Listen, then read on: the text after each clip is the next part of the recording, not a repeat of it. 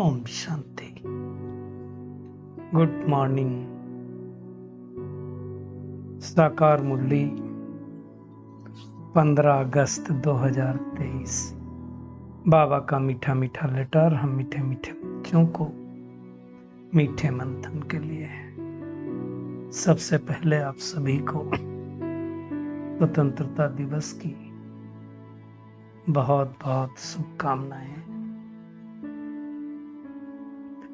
कल हमारा देश आजादी का बहुत बड़ा उत्सव मनाएगा।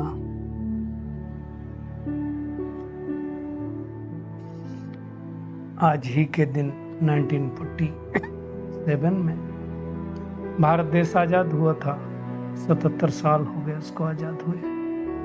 लेकिन देखा जाए क्या हम सच में स्वतंत्र हुए या अभी भी परतंत्र है? स्वतंत्र माना जो आत्मा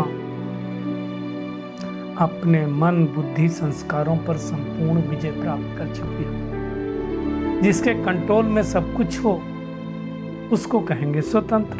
अगर हमारा मन के हम वशीभूत हैं, संस्कारों के वशीभूत हैं, तो हम स्वतंत्र काहे के? कई लोग बोलते हैं बहुत छोटी बातें हैं, चाय के बगैर हम नहीं रह सकते। क्या कहेंगे, स्वतंत्र है परतंत्र? चाय जैसी छोटी चीज ने हमारे ऊपर आधिपत्य जमा लिया। सिगरेट के बगैर नहीं रह सकते, ये परतंत्रता है। अंग्रेजों से तो आजादी मिल गई, लेकिन विकारों से आजादी नहीं मिली। विकारों के अंदर रहना भी ये परतंत्रता है, स्वतंत्रता नहीं कहेंगे। सच्चे सच्चे स्वतंत्र उसको कहेंगे जो संपूर्ण कर्मेंद्रिय जीत है, चाहे सूक्ष्म हो चाहे स्थूल, उसको कहेंगे।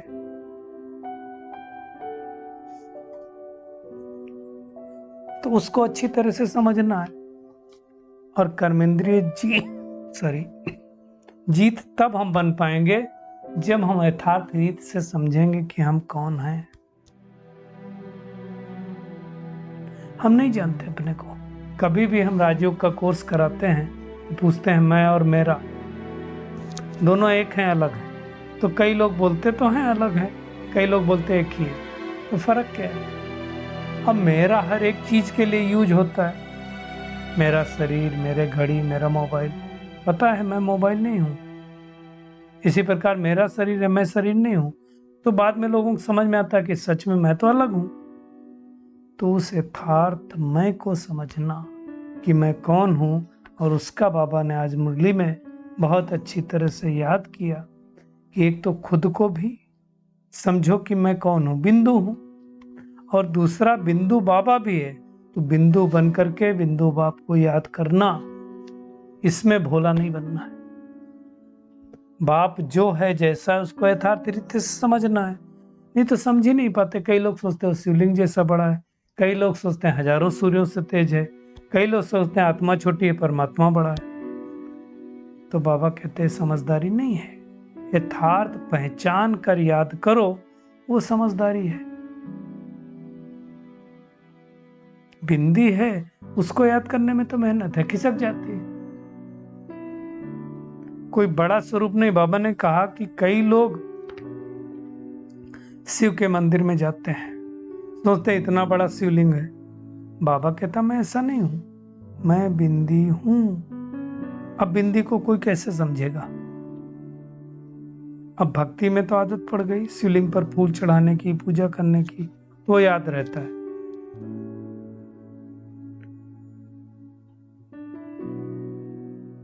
लेकिन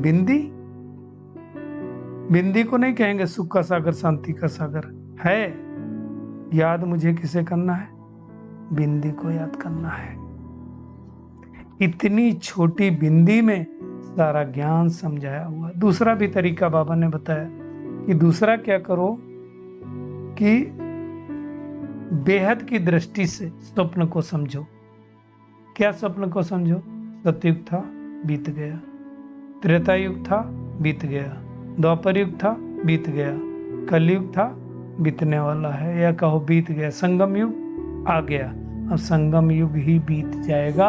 इसका मतलब इस संसार क्या स्वप्नवत है, आज है कल नहीं रहेगा, तो सपना हो गया ना। सतयुग में थे, धीरे धीरे धीरे कलयुग में आए, वापस सतयुग में जाएंगे, तो स्वप्नवत संसार हो गया ना। बाबा कहते तुम्हें अब इस स्वप्नवत संसार की स्मृति आ गई। तुम्हें पता है कि सृष्टि का चक्र घूमता रहता है, स्थायी नहीं होता। सुबह हुआ है तो दोपहर होगा, दोपहर हुआ है तो शाम होगा, शाम हुआ तो रात होगी, रात होगी तो फिर से सुबह होगी, तो कलयुग रूपी रात के बाद सुबह होनी है। बाबा ने कहा तुम सृष्टि के आदि मध्य अंत मूल वतन सूक्ष्मतन को जानते हो। बाबा ने त्रिकालदर्शी, त्रिनेत्री, त्रिमूर्ति सब कुछ बना दिया, तो कितने नशे की बात है। कौन बनाया ये हमें? परमात्मा बनाया। सारे ब्रह्मांड का नॉलेज दे दिया, लेकिन अब सारा संसार स्वप्नवत हो गया। अभी किसी को पूछो स्वर्ग था, भारत सोने की चिड़िया तो था, तो कहेगा स्वप्नवत है। कई लोग बोलते हैं ना कि अरे तो सपना हो गया। कई लोग बहुत दिन बाद मिलते हैं तो भी कहते हैं आप तो सपना हो गए, मतलब दिखाई नहीं देते। सोना पहनना अब लोग कहते हैं स्वप्न जैसा हो गया। तो क्यों? ये था और फिर धीरे धीरे धीरे परिवर्तित हो गया। तो बाबा कहता है तुमको मैं त्रिकालदर्शी, त्रिलोकीनाथ बनाता हूं। ये भगवान के अलावा तो कोई नहीं बना सकता है, तीनों कालों का नॉलेज तो कोई दे नहीं सकता है। तो बाबा कहता है तुम्हें सेकंड में फिर अब सारा झाड़ याद आना चाहिए, बीज परमात्मा और झाड़। बाबा के पास है सारा ज्ञान, इसलिए उनको तो ज्ञान का सागर, नॉलेजफुल, जानी जाननहार कहते हैं।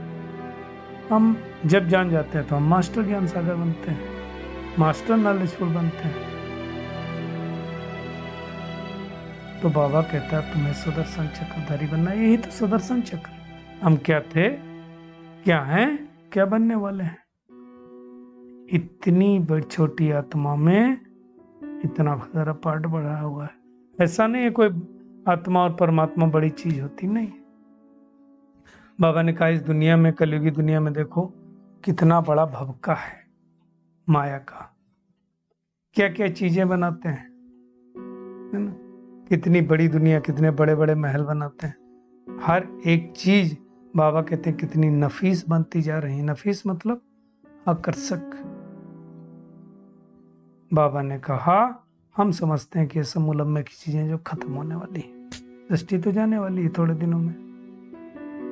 तो ये तिलस्म है, जादू है जो गया की गया। दुनिया में अमेरिका सबसे अपने आप को बलवान समझता है, लेकिन आज देखो चाइना भी दूसरी ताकत बन करके आई है। बाबा ने कहा ये दो बिल्ले लड़ेंगे, बीच में मक्खन तुमको मिलेगा। ये सब समय धीरे धीरे नजदीक आता जा रहा है ना। बाबा ने कहा तुम्हारा ऑलराउंडर पार्ट है, सतयुग से लेकर कलयुग तक। सतयुग त्रेता में सुख भोगते हो, उस समय बाबा नहीं रहता, उस समय तो बाबा परमधाम रहता है। और द्वापर कलयुग हम दुख भोगते हैं, तब बाबा इस सृष्टि में आता है और हमारी थक को मिटाता है। इसलिए दुनिया में गायन हुआ, श्री कृष्ण ने द्रौपदी के पैर दबा। ये सब समझने की बात है। तो भारत ही अविनाशी खंड है जिसका विनाश नहीं होता पूरी तरह से कभी भी। क्यों? क्योंकि भारत ही परमात्मा शिव बाबा की जन्मभूमि है। दुनिया में भी जन्मभूमि पर लोग कुर्बान होते हैं। अरे आजादी दिलाई तो कितने कुर्बान हुए। तो बाबा ने कहा भारत स्वर्ग था, फिर धीरे धीरे माया रूपी चूहे ने क्या किया, हप किया। माया दुश्मन ने हप कर लिया। चूहा जैसे क्या करता, पहले फूंक देता है, फिर काटता है तो दर्द भी नहीं होता, पता भी नहीं चलता है। तो ऐसे माया ने, माया चूही बोलते ना कई बार बाबा, काट काट करके हमको कंगाल बना दिया, पूरे भारत को कौड़ी जैसा बना दिया। भगवान आकर के फिर से कौड़ी को हीरे जैसा बना रहा है। ये सब महीन बातें हैं, हर कोई नहीं समझ सकता है। समझ वही पाएगा जो देवकुल की महान आत्मा होगा। बाबा ने तो हमें 84 जन्मों का राज भी समझाया। इतने जन्म इसमें लिए, इतने जन्म इसमें लिए। बाबा कहता तुम जानते हो सतयुग में हमारी आयु बहुत बड़ी थी, फिर अपवित्र भोगी बने तो द्वापर कलयुग में 63 जन्म हुए। ये सब बातें बाबा समझाता है।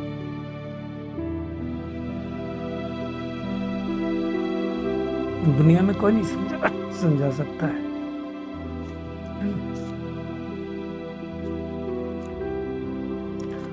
गीत भी था, कौन आया मेरे मन के द्वारे, कौन आया, भगवान आता है, भगवान आकर के सारी बातें बतलाता है। तो बाबा कहता है अब तुम जानते हो कि बाबा आया है, हम बाबा के मददगार बनते हैं, फिर बाबा हमें अपने साथ वापस पहले मुक्ति धाम में ले जाएगा, फिर हमें जीवन मुक्ति में भेज देगा और बाबा परम धाम में बैठ जाएगा। बाबा कहते हैं ये बातें तुम्हारी बुद्धि में रहनी चाहिए, और जो बीत गया वो तो सपना,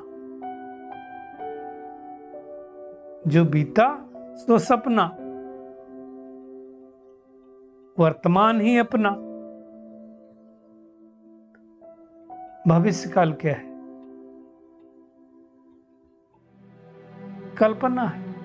इसलिए दुनिया में लोग कहते हैं भविष्य कल्पना, भूत सपना, वर्तमान ही अपना। तो वर्तमान को याद करो। बाबा ने कहा कि तुम अभी ज्ञान डांस करते हो, फिर सतयुग में जाकर के वो वाला डांस करोगे। वो तो वॉइसलेस दुनिया है, वहां कोई वॉइसेज होती नहीं है ना। बाबा कहता है यहाँ गमी रहती है, उदासी रहती, तब तो साधमाना करते हैं। साधमाना मतलब उमंग उत्साह देने वाले।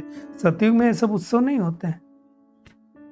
बाबा ने कहा वहां भी शादी धूमधाम से होती है और दहेज भी मिलता है, यहाँ वाला दहेज नहीं मिलता है। बाबा ने कहा वहां दहेज में दास दासियां मिलती हैं।